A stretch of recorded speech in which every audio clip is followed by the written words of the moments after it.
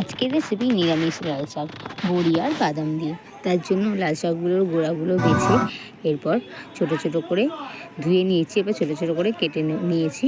তারপরে কিছুটা বড়ি তেল দিয়ে কিছুটা বড়ি লাল লাল করে ভেজে নেব। ও বাদামগুলো আগে ভেজে নিয়েছি, সেটা দেখানো হয়নি, স্কিপ হয়ে গেছে। তারপরে তেল দিয়ে এর মধ্যে কালো জিরে ও শুকনো লঙ্কা ফোড়ন দিয়ে দেবো। হালকা গন্ধ বেরোলে কালো জিরে আর শুকনো লঙ্কাটা ফোড়ন হয়ে গেলে দিয়ে দেবো এর মধ্যে কেটে রাখা লাল শাকগুলো। হালকা নেড়ে নেব। তারপরে দিয়ে দেবো এর মধ্যে হলুদ নুন দিয়ে চাপা দিয়ে সিদ্ধ হতে দেবো। মাঝে মাঝে এরকম করে উল্টে পাল্টে দিতে হবে, যাতে ওপর আর নিচের সবগুলো ঠিকঠাকভাবে কুক হয়ে যায়। মাঝে মাঝে এইভাবে নেড়ে চেড়ে দিচ্ছি।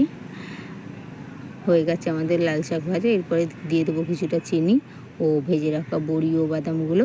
এবার এইগুলোকে লাল শাকটা আমরা নামিয়ে নেব।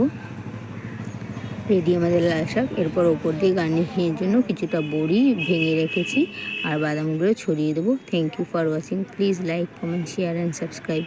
বাই। ভিডিওটা ভালো লাগলে প্লিজ শেয়ার ও